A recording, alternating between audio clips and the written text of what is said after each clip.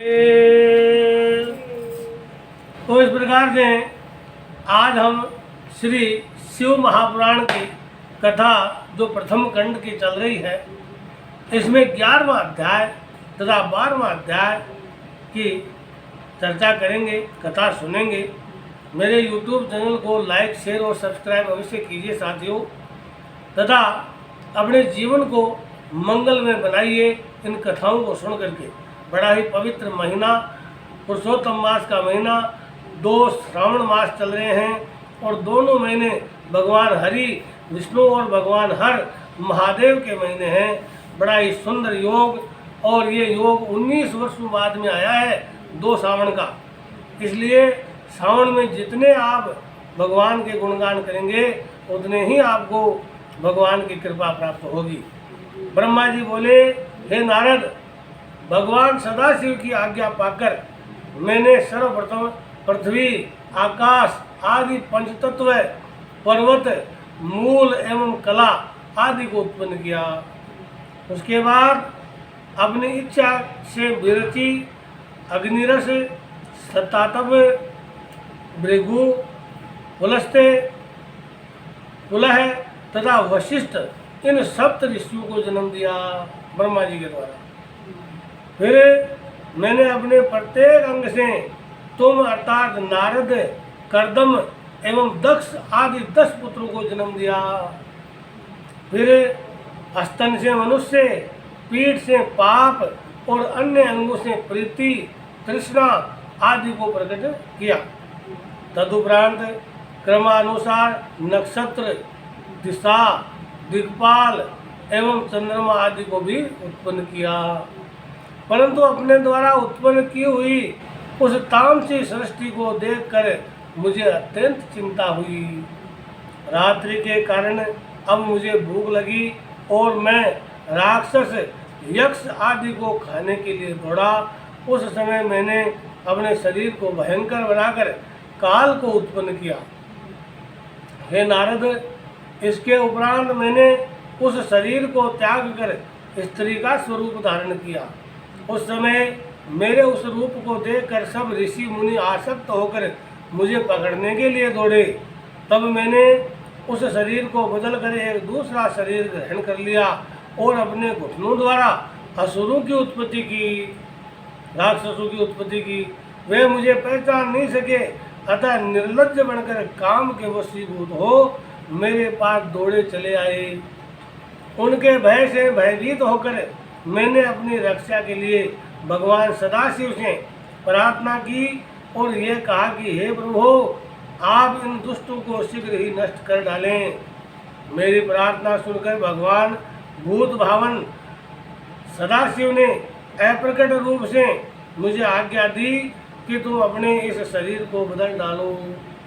तब मैंने उनकी आज्ञा के अनुसार अपने शरीर को फिर से बदल लिया। जिस समय मैंने शरीर को बदला वह समय संध्या यानी सायंकाल का समय था। वो सायंकाल समय कहलाया। उसमें संपूर्ण असुर अचेत होकर गिर पड़े। तदुपरांत मैंने मनुष्यों की सृष्टि की। अस्तु मैंने दूसरा स्वरूप धारण कर राक्षस, गंधर्व, यक्ष, गुह्य, किन्नर, किमपुरुष, विद्याधर, ईश्वर, भूत, प्रेत आदि तथा स्त्री को उत्पन्न किया। परंतु इन जीवों की उत्पत्ति से भी मेरे हृदय को प्रसन्नता प्राप्त नहीं हुई।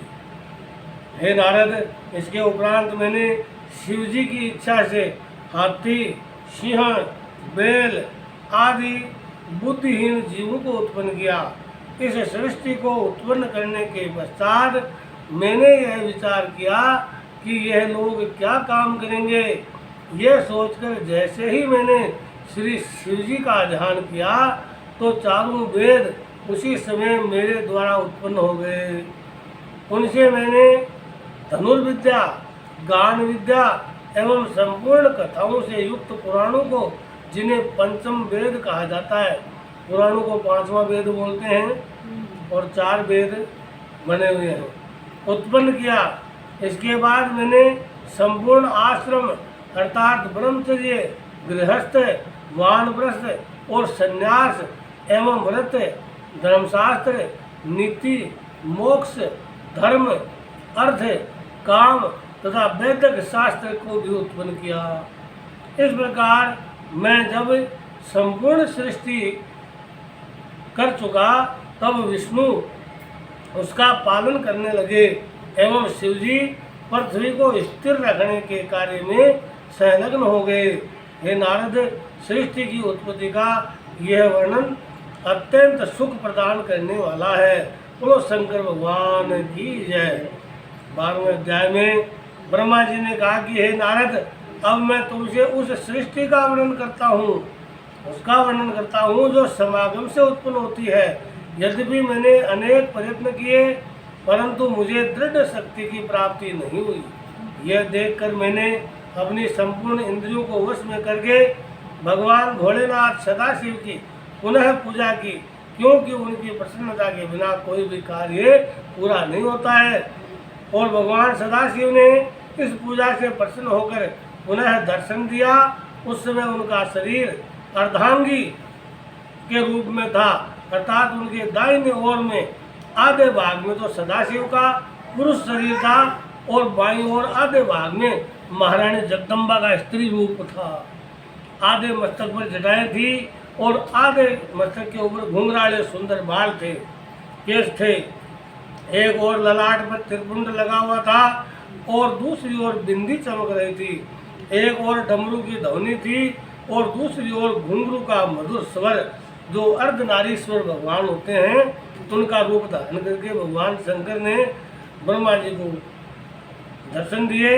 हे नारद, भगवान सदाशिव के इस अर्धनारी स्वरूप को देखकर मैं अत्यंत प्रसन्न हुआ और मैंने उन्हें दंडवत करते हुए प्रार्थना की कि हे प्रभु, मेरे धन्य भाग हैं जो आपने मुझ पे कृपा की और अपने दर्शन दिए।